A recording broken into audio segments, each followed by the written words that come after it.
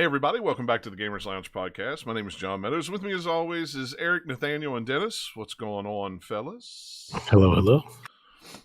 Watching the snow fall. I was going to say, I know you guys got snow, that's kind of unusual for you, right? Well, I mean, it's not that unusual. I live on the other side of one. I'm not going, so I don't pay as much as I used to. I don't blame you. I wouldn't either. If I wasn't going anywhere, why would I care? I look outside. Is it raining? Nope. All right, I can go to my mailbox and check and see if I like that. You're like, the weather looks crummy. Mailbox. I'll wait for the next day. Yeah, really. I mean, if I don't have to go anywhere, then why would I worry about what the weather's doing? Yeah, if I just stay home, I wouldn't care. Raining, big deal. Who cares? Yeah, I've always considered myself somewhat of a, amateur meteorologist. So I like to look at the weather quite a lot. So you could tell me the weather on the fives. Then is that what you're saying? Always. I got all the inside sources, man. Either that, or he just has to go outside and smell. Smells like rain. Yeah, I could do that. When we got out of we were over at Mom's eating dinner. When we got out and came back to the house, it was like you could smell it in the air. You're like, well, it's going to do something. I don't know if it's going to rain or it's going to snow, but you could just feel it in the air. It's going to do something. I don't know what, but yeah. So, but that's weather. What are you going to do? It's February. I'm tired of it already. I'm tired of the snow. So I don't mind it too much. I just don't like when there's an exorbitant amount. That's when it starts to bother me. Well, what bothers me is this time around is I've literally seen snow for 3 straight weeks because I went up to Pennsylvania for 2 weeks and they had snow on the ground every day I was there, and then I came home and there was snow, and now there's more snow, and then I got to go home and it's going to snow, or I got to go back and it's going to snow again. It's like I haven't seen the sunshine in weeks. I mean, it's probably good because too much sunshine over snow will make you blind. Well, I wear my sunglasses, so I gotta wear my sunglasses when it's snowing because it's like I gotta see when there's snow on the ground. It's very bright, but what was bad was in Pennsylvania. One place I'd be there maybe a couple inches, then I go down the road there'd be a foot, then I go down the road there'd be 6 inches, and I go down the road there'd be 10, and the next place would have 3, and then the next it's like, oh my gosh, just pick something. 3 miles down the road, be 60 degrees. No, that's not in Pennsylvania in February. It's never 60 degrees. No, that's North Carolina, man. Yeah, that's North Carolina.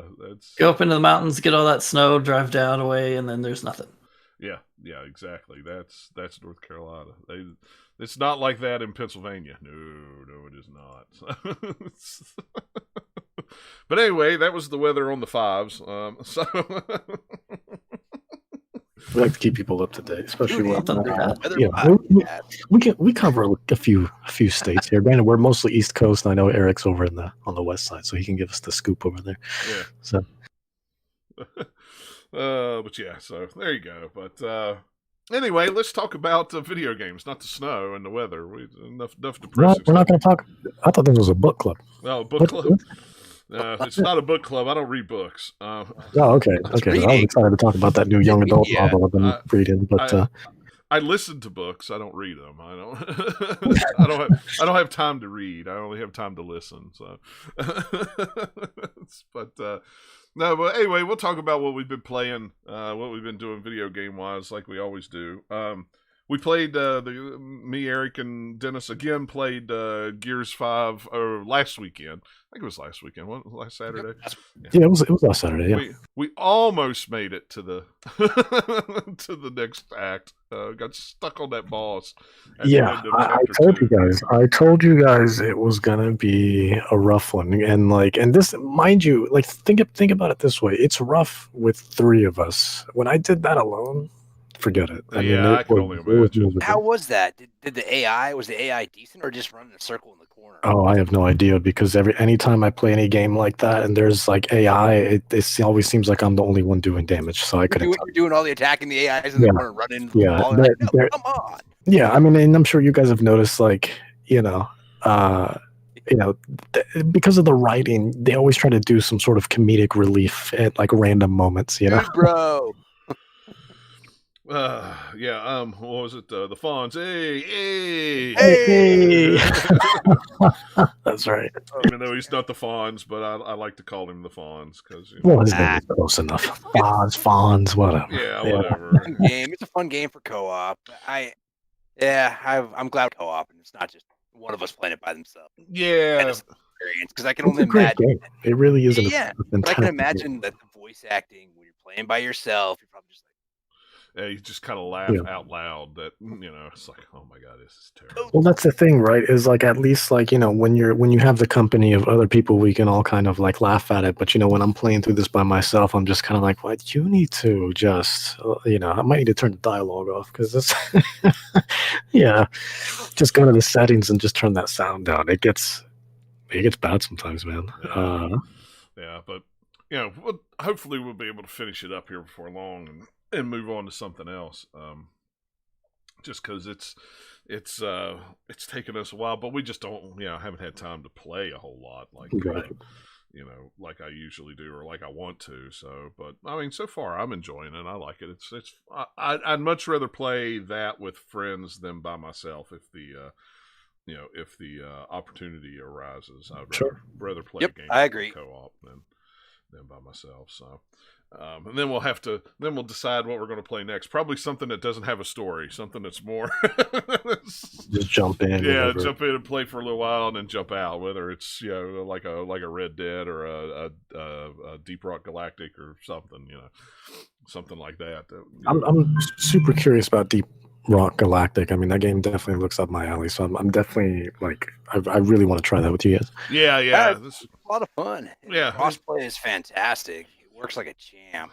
Yeah, it's pretty cool. I like it a lot, so it'd be interesting to play with all four of us playing and see. Just all can't be four engineers. That's right. the worst thing you can do. That me and my other buddy, we were playing it for a bit. Same sort of thing. He's like, I'll be an engineer too, and I'm like, no, you can't do that. You got to have. I need you to be the other dude.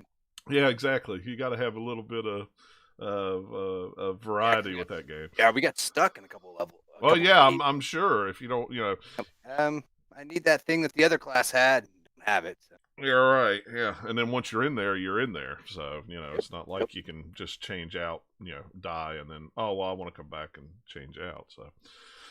The other game that I've been playing, I actually bought a game on Steam. I haven't bought a Steam game in. All right, let's hear about it. Yeah, I know, right? This one's called Hard Space Shipbreaker, and I don't know if you've ever heard of it. Eric, you might have heard of it because I guess they were at PAX a couple of years ago. It's where a lot of people played it. Was at PAX. I have not heard of this, but I am interested. Well, essentially, what it is one of the podcasts that I listen to. He started one of the guys started playing it, and that's all he talked about. So it was like, finally, I put it on my wish list, and it went on sale this weekend for like $17. I think it was regularly $25 or something like that. So I went ahead and bought it, and I mean, essentially, all you do is you break down spaceships. That's all you do. You're out in space. You pick what kind of ship you want to break apart, and you can play it a bunch of different ways. You can play it with a timer on. You got so much time to get it broke apart and make your money. What it does is when you took the job, it's like, oh yeah, we'll give you the job. We'll give you this, we'll give you that, we'll give you all this stuff, but you only owe us like $1 billion. So you got to work pay it back by breaking down ships. So it's really cool because like you got to be careful when you take apart some ships because you want to make sure you turn this off, turn that off, disconnect this, hit these things right. Because if you accidentally like hit a fuel tank with your laser cutter while you're doing, the whole thing will just go boom and you'll die. I mean, that seems like you broke it real good then. Yeah, exactly. But like, and yourself. and yourself. Yeah. But what's funny is you immediately come back and you're just cloned back, is what it says. It says, now here's another clone. Go out there and finish doing your job. It's like, okay, fine. But only the 17th. Yeah. But what's really cool about it is you got like tethers, you got like a laser cutter, so you highlight different things on the ship, and it's like, okay, this piece of the ship I need to put in the furnace. This piece of the ship needs to go over here for collections. This piece of the ship is really valuable, so I need to throw it down in my barge below me. and you just got to take it apart. And see, it's almost like a puzzle because you got to figure out how to break this thing loose and break that thing loose, and it's like, but you don't want to damage it because if you ruin a bunch of it, then you lose a lot of money because you want to maximize your money. I don't play it with the timer on. I turn the timer off thing more than oh my gosh, I gotta hurry up and get it done before the timer runs out. It's Sounds more like when you've done it a bunch of times, and then you're like, I want to do a time trial for this ship I know really well, or something like that. Yeah. And they have, they have easy ships, they have hard ships. You can choose, what kind of ship you have. Of course, the harder ships, you reap more rewards, but there's also that danger of you might screw something up and blow half the ship up while you're trying to, break it apart. So, but yeah, it's a really, really cool game. I actually I don't have a HDMI cord long enough now that this computer is a little smaller, so I had to drag it over to the middle of the room and hook it up to the TV so I could play it in 4K on the big TV with a controller. But you can play it with mouse and keyboard. It has full controller support. I don't know which would be easier. Maybe keyboard. I don't know. To me, the controller's pretty easy. You just got to remember exactly how to do things. Depends on how important aiming is, really. Yeah. That's what most games on PC are. If you want to use something that's really precise, then use the mouse. Otherwise, just use a gamepad if that's what you want to play. Use whatever's comfortable. It's usually not too. So far it hasn't been real too precise. I've only played it I've only broke down like 2 or 3 ships, but it's hilarious because the shift, of course there's no gravity and zero gravity in space, so you start cutting things up and trying to break in. It's like, okay, how do I get into this? Well, let me just cut the whole side of this ship in half and just shoop, and then all of a sudden the ship starts drifting in pieces, and you're like, oh, wait a minute, I don't want that to get too close to that. And then I'd swing over and try to push it back and use my tether and pull it back. And I just got tethers where I can shoot one on the ship and then shoot one on these bars hanging up so it won't float away on me if I don't want it to. Because I accidentally got sucked into the furnace the other day because I was trying not to, I'm sorry, I have this funny mental image where he's like trying to do something and then he's like getting blown back in the furnace. He turns around and he's like, oh. Yeah, that was the way it was because the area, those things have a gravity well. So if the piece starts shifting too far and I'm trying to tether it out, and I swung around the back, and if you put your hand on it and it's light enough, you could just push it. So I put my hand on it and pushed it. Well, I pushed it back, but I got caught in the gravity well of the furnace. And the next thing I knew, I was just going, nope, I can't stop. Nope, it's too late. And just went into the furnace. And the little computer person is almost like the what's the name of the computer thing in Portal? GLaDOS? Yeah, it's almost like GLaDOS, where she's like, you need more training. It's like sarcastic. Yeah, thanks a lot. Yeah, I know. I need more training. I burned myself up. Okay. But yeah, the next clone will be you. Yeah. But it's pretty cool. It's still in early access. That's kind of why I went ahead and bought it, because sometimes those early access games go up after they come out of early access. And I thought, well, $17 is enough to try. And it's probably going to come to, I think it's going to come to PC or to Xbox and PlayStation 5, I think. If I remember right. But like I said, right now they're constantly doing updates to it, so it's always little things. It kind of reminds me a little bit of what was it? Rebel Galaxy, I believe it's called, where you just kind of just in space, you just make your own ship, and you just kind of, but you do like deliveries and stuff like that, right. So you kind of watch out for the space pirates and stuff like that too. But that can get like super intricate in like the things that you can do with your ship and whatnot. It's that game is crazy. I couldn't play too much of it though because it got a little too convoluted for me. But I can definitely see the appeal in games like that though, because I was enjoying what I played of it. But after a while, it's space, so it's like this vast, almost if you want kind of universe. If you want super convoluted space simulation games of many different flavors, PC's where it's at. There's a lot of those. Yeah. Rebel Galaxy, Elite Dangerous. It's those are the big ones. Yeah. This one though is just, it's just really cool because it's just like you got a little cabin there and you're like, okay, I need to go to work. What ship do I want to take apart? Let me take apart this medium one. And then all of a sudden you just walk out of your thing in the ship in space and just start using your blowtorch, using your cutter, using your tether, tearing it apart, take the seats out, save them, take this computers out, save them. Oh, I don't need this piece I just cut, throw it in the furnace. It's very relaxing if you just, want to chill. It doesn't, especially if you don't have that timer thing on. If you have the timer thing on, I could see, not, oh, I got to be quick because if I don't, I'm going to run out of time and run out of money. And, it's like, but yeah, I like it. I like it a lot. And for $17, I thought, shoot, why don't I give it a try? I've heard good things, and it is really fun. I could see it being a really cool game to stream, because it's one of those games where you have to pay attention to what you're doing, but you can interact with people on your stream a little better with it, because it's not like playing Assassin's Creed where you got a story you're paying attention to or something like that. It's like Assassin's Creed, you could do some of the stuff off to the side that's not main story content and still be able to stream it fairly well, but right. some stuff we're gonna do Last of Us Part 2, or I'm gonna do something the God of War game or something that has a lot of story focus that you're supposed to pay attention to. Yeah. Maybe not the best streaming game. No, but this game, it's especially if you have the timer off, because then you can just stop and go, and people, I can see a lot of people that play the game come in and go, hey, well, try this. If you pull this and save money and take this nacelle off and toss it down here and stuff. But what would be fun is if they had a thing that they would add to it at some point in the future of you get certain ships and you take them apart and then you use parts from different ships to build a new one. That would be cool. From the salvage, and then see how well it does. Yeah, I think you can do something similar to that in Rebel Galaxy, actually, now that you mention it. Well, that reminds me a lot of, what is that game called? Kerbal Space Program? Yeah, where you kind of build your own, rockets and try them out and stuff like that.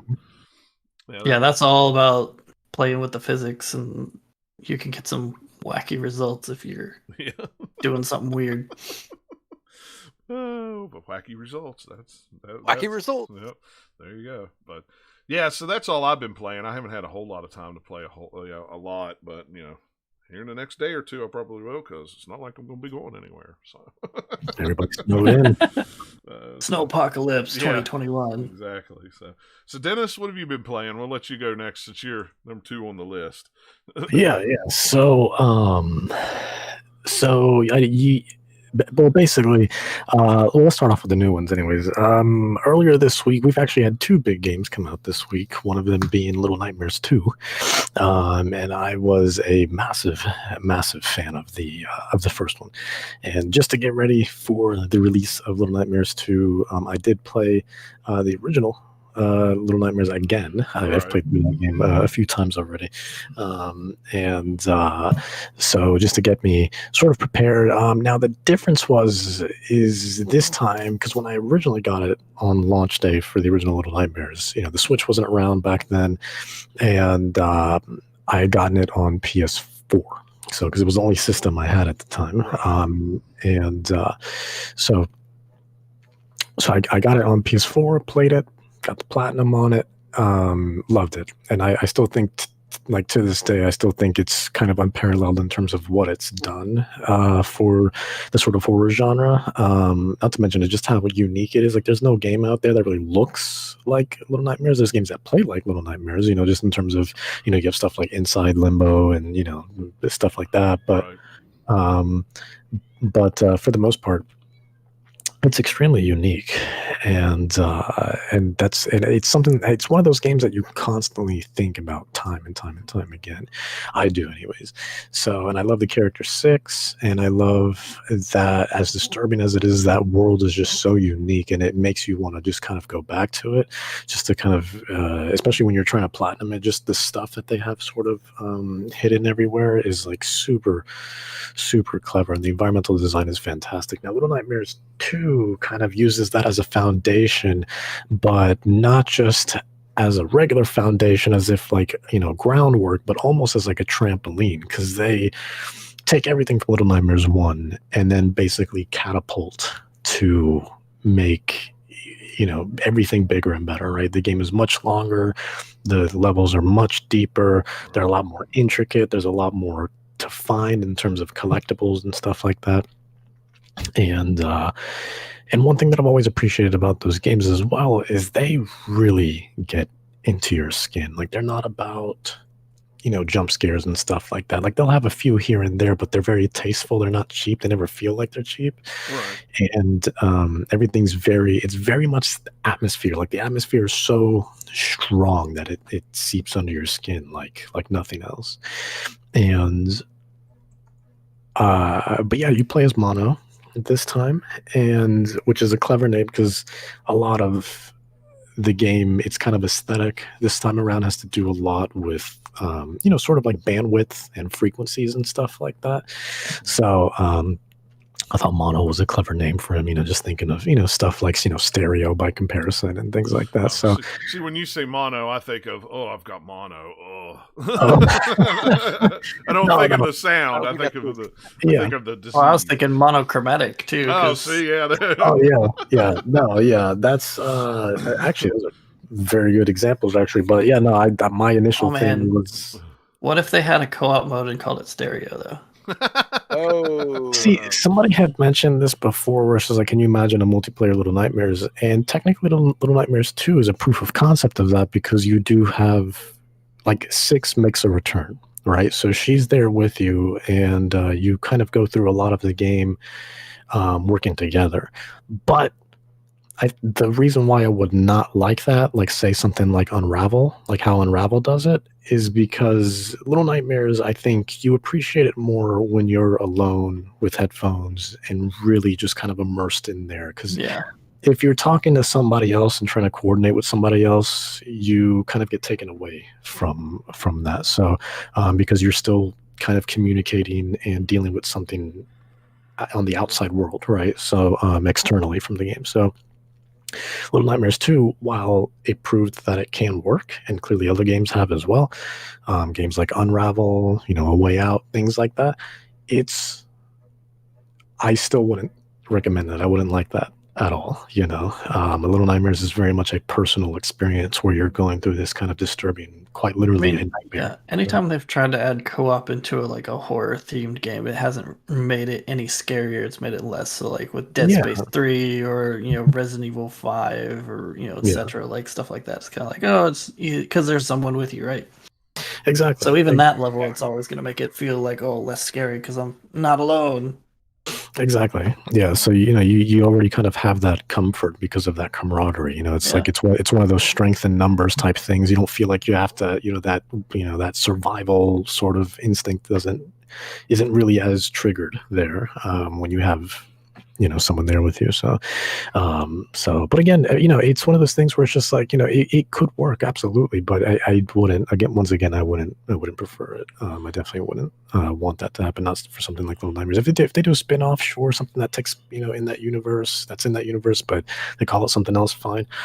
But otherwise, yeah, I wouldn't really prefer something like that. But overall, been playing that. It is it's more Little Nightmares, but once again, it's bigger, better, deeper. It's like they really just kind of went above and beyond. So because I was surprised when I replayed Little Nightmares 1 recently how quickly I went through that game. Like the first time I played that game, I remember it taking me closer to like 3 or 4 hours, but when I replayed it recently, I ran through it in maybe an hour 45 minutes, give or take. So I was like, oh my lord, like I don't remember it being this short. But mind you, I was also quite literally running. I was hitting the sprint button the entire time because I still remember a lot of it, So I mean, that's any game that once you've played it once, then you go back and play it again, or even for a third or fourth time, you're going to go through it way faster because you're just like, exactly. Oh, I know I don't have to hesitate here. I can just go do this thing, or I know what's coming. So you're not like like tiptoeing down the hall. You're like, screw this, I'm running down. And not to mention, like I wasn't like actively looking for collectibles or anything like that this time around, So I literally like my goal was just beat the level, survive, beat the level, and that was it. But Little Nightmares 2, definitely like there's stuff everywhere because the collectibles this time around are actually like somewhat useful.